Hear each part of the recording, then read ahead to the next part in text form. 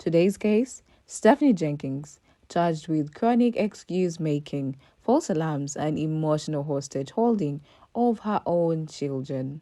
Let the jury lean in, because just when you thought this case couldn't get more twisted, Stephanie introduces a brand new defense. This time, it involves ominous cars, vague threats, and a humble setting of a local park. We got swings, stares, and suspicion. Let's get into it. For those just joining the courtroom proceedings, here's a rundown. Stephanie Jenkins, a name TikTok knows all too well. She rose to internet notoriety for documenting her family's extended stay in a motel, claiming that the situation is temporary and circumstantial. Yet, months have passed and the circumstances have remained the same. The word temporary has started to sound like a lifestyle. She often insists she is doing her best, facing financial setbacks and systematic barriers, but her actions raise more questions than answers. The core of it? Her kids are still in that motel, not enrolled in traditional school, not going on promised adventures, and most of all, not getting the stability and freedom that children should have. She once promised a grand trip to urban air, a trampoline park paradise, as a birthday celebration. But like many of Stephanie's declarations, that plan was delayed, diluted, and eventually discarded. School? She criticized it.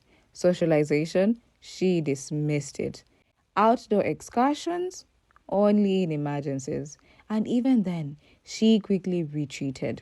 And now we arrive at her latest justification, a stalking incident, or so she says. See, on this fine, beautiful Saturday, I felt inspired. The sun was beaming, and I wanted to take my babies out and enjoy the sun and go to our favorite park. And I want to make sure that wherever I go, I'm no more than 10 minutes away from my man so he can get to us if he needs to. And look, I'm not trying to be dramatic or anything. It's not like anything too extreme went down, but when I did notice stuff was getting a little sus, I got my babies and packed up and left because no, we're just sitting here trying to enjoy our time at the swing when some car pulls up directly behind us and just starts repeatedly honking, for like 10 minutes straight, spewing some crap out the window, but I wasn't paying attention. But they were also on the phone, and mysteriously a bunch of other cars start popping up and parking where they can see me and my kids. Exhibit A, the park incident. Stephanie finally took her kids to a nearby park, a rare move and arguably long overdue.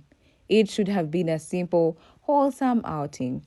Fresh air, a playground, the sound of kids laughing, and a break from the four walls of the motel room. Just a few hours to feel normal, to give the kids a chance to run, play, and escape the mental weight of their cramped home environment. But that momentary escape unraveled faster than anyone expected. Stephanie claimed multiple unfamiliar vehicles began pulling up one after another. She said the drivers lingered, some with their phones pointed in her direction, others simply staring. The way she told it, you'd think she was being surveilled by a secret task force. She zeroed in on a Mercedes that she claimed had no business being there. She filmed it briefly and posted it as proof of the ordeal. But what the video actually showed? A car, parked, silent, no license plate visible, no one approaching, no words exchanged, not even a passing comment, just a silent vehicle in a public space. No confrontation, no police involvement, and no follow-up. Still, Stephanie took this as a definitive evidence that she and her kids were being stalked. Her message was loud and clear. This is why she never leaves the motel with her children. This is why they stay inside. Phones and staring in our direction. It was just getting weird. Now, when they noticed I was trying to pack my kids up and get to my car, these cars started to go towards where I was parked. One of which tried to park directly in front of me, kind of impeding my way of getting out, and sat there and started honking. Y'all are a little low-key smart for doing this when I'm with my kids, because you know I'm not about to do anything when I have my children, but if I was by myself, I think the situation would go a little different. But yeah, that's kind of why I stay home. But here's the issue. There is a big difference between feeling watched and actually being followed. The difference between danger and discomfort. Without evidence, tangible, verifiable evidence, what she's presenting is paranoia dressed up as protection. And for many watching, this wasn't an isolated case. It felt like another installment in a familiar series of why we can't leave. So the question becomes, was this a genuine safety concern? Or just another carefully timed reason to justify her children's continued confinement?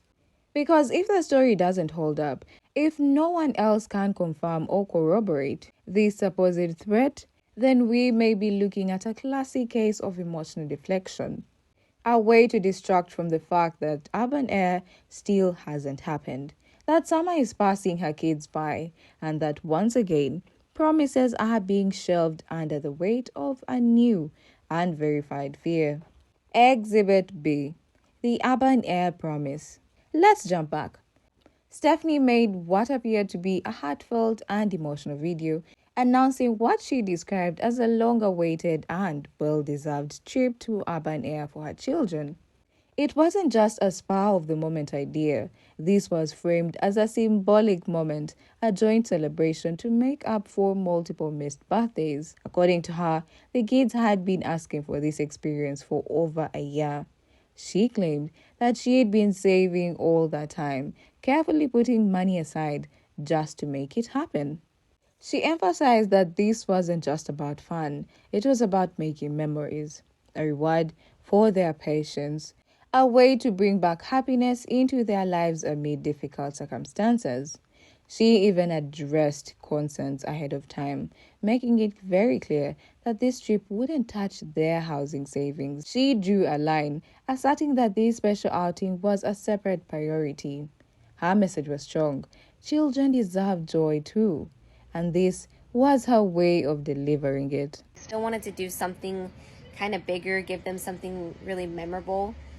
So I want to take them up to a place up in Vancouver called Urban Air. And I'm not going to give the details of like when we're doing that because trolls. But yeah, that's going to be something we do to celebrate all of their birthdays. And that's a place they've been asking to go to for like over a year now. They saw it on a YouTube ad and they were like, can we go to Urban Air? So I've been planning this out for literally a year, just trying to figure out when I could maybe possibly afford to put it in our memories. And I think I'm there. I think I finally did it. And not that I need to add this, but I'm going to. It's not anybody's business what's in our pocket.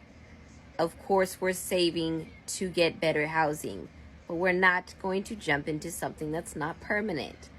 In the meantime, our kids deserve memories. They deserve to have things that bring them joy in this time. Okay, bye. The tone of that video was optimistic, determined. Stephanie presented herself as a mother who had endured, struggled, and finally reached a point of being able to give back to her kids, even just a little. She stated it was about more than trampoline jumps and arcade games. It was about giving her kids a moment they would remember.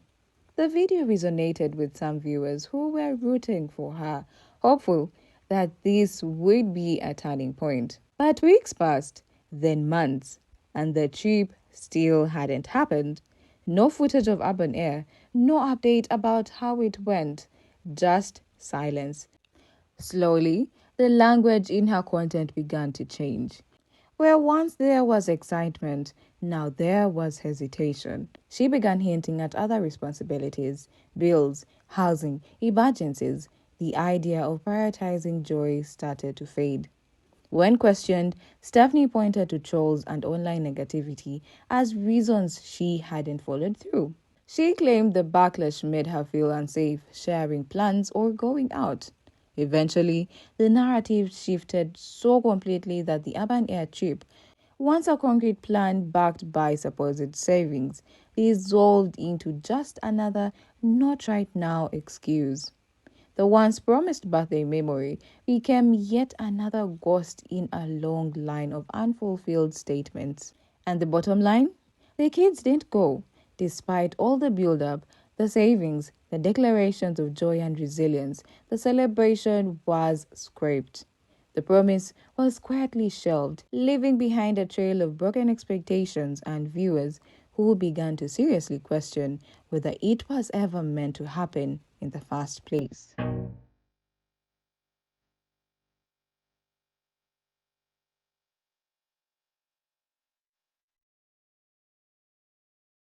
Exhibit C, prioritizing Jew. And then came the controller. Roughly 2 months after the urban air promise fizzled into silence, Stephanie posted a video showing off a gift she had bought for her boyfriend, Drew, a brand new wireless PS5 controller. Sleek, shiny, and in high demand. Estimated cost around $70, potentially more with tax and shipping. Let's pause here and unpack the symbolism. This wasn't just a spontaneous gift, it was a statement, intentional or not.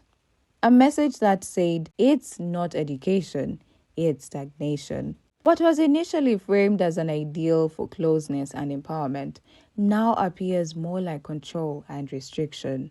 Her kids may not be bound by school bells or class schedules, but they are very much confined by their surroundings. No school, no urban air, no summer play dates, just stillness. Stephanie's version of protection is starting to resemble isolation, and while her intentions might sound nurturing in theory, in practice, it looks like her children are paying the price of her fear of letting go. No.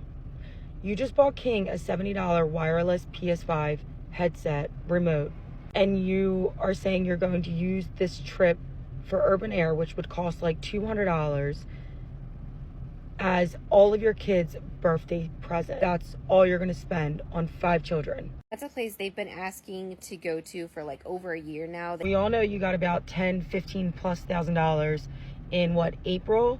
So to say that you've been planning this for a year it doesn't seem right. The internet had mixed feelings. Some of her followers remained fiercely loyal, continuing to believe that Stephanie was being unfairly targeted. They argued that the hate she receives online is disappropriate and that people are too quick to judge a mother trying to survive under immense pressure. To them, the idea that she might be followed, watched, or harassed by trolls wasn't far-fetched at all. In fact, they saw her latest claims as painful reality of being a public figure, especially one with children. But for others, the skepticism was growing louder. These viewers couldn't help but notice a distinct pattern. Every time a commitment is made to the kids, whether it's a trip, a birthday plan, or even a simple outing, something always seems to derail it.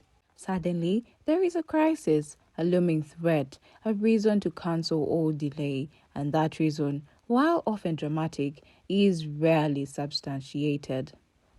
Meanwhile, Drew, her boyfriend, never seems to hit these same roadblocks. There is no financial barrier when it comes to his gaming needs. No stalkers magically appear when it's time to get him a new controller. The discrepancy is hard to ignore.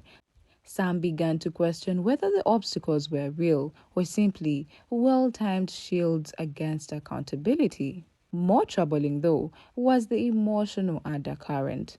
A growing segment of viewers began expressing deep concern for the children involved. To them, this wasn't just about broken promises or shady spending. It was about an unstable environment dressed up as protective parenting. Some critics described Stephanie's pattern as manipulation, cloaked in vulnerability, a tactic to evoke sympathy while sidestepping responsibility. And the more she leaned into her own distress, the more it seemed to obscure the real issue, the kids, and what they were missing out on. The line between concern and convenience wasn't just blurry anymore, it was dissolving. Let's be thorough. If Stephanie truly felt she and her children were in danger, then, of course, she would take precautions. Every parent has the right to act in the best interest for their family's safety. But when the reasoning becomes the default defense for every missed milestone, cancelled outing, or broken promise, it begins to lose credibility, especially when each claim contradicts something she previously stated. She once confidently stated she had saved enough money for a special trip. Then suddenly, she claimed she didn't. At one point, she reassured her followers that the urban air budget was separate from their housing funds. But not long after, she was saying she couldn't afford the outing because of rent priorities. And the core promise? That her content was created to build joyful memories for her children. That too faded into the background as money was redirected elsewhere and Drew's comfort took center stage. What memories are her children actually getting? Hours indoors, in a cramped motel, occasional content cameos that show more isolation than joy. Long monologues from their mother filmed in real time crisis mode, where every new excuse pulls further away from action and deeper into avoidance. Instead of adventures or laughter, their experience is shaped by cancellation, disappointment, and confusion. We can't ignore the pattern anymore. Every pivotal opportunity, every possible chance to show growth, accountability, or improvement seems to be blocked by a last minute twist. And it's never just a small bump in the road, it's always something emotionally charged: harassment, safety threats, financial devastation, betrayal by others. And the setbacks? They never seem to happen when it comes to Drew. So the question becomes, when do we stop interpreting these as genuine hurdles and start considering whether they are carefully placed shields? Shields that delay scrutiny, avoid consequence, and keep the narrative under Stephanie's control. When do we stop seeing these moments as barriers and start recognizing them as tactics? If that's the case, is Stephanie Jenkins guilty of habitually manufacturing chaos and distractions to avoid taking responsibility for her parenting? Has she created a cycle of excuses so deep and layered that even she might believe them? Or is she truly a mother caught in a perfect storm, trying to navigate public judgment, financial hardship, and emotional stress, all while simply trying to keep her family afloat? You've seen the full chain of events. You've watched the timeline shift, the promises morph, and priorities blur. You've reviewed the evidence, from birthday pledges to park picnic, from gaming gifts to forgotten goals. So now, we put the decision in your hands. Is Stephanie acting out of neglect, desperation, or manipulation? Now, jury is yours. Guilty, innocent, or misunderstood? Drop your verdict in the comments.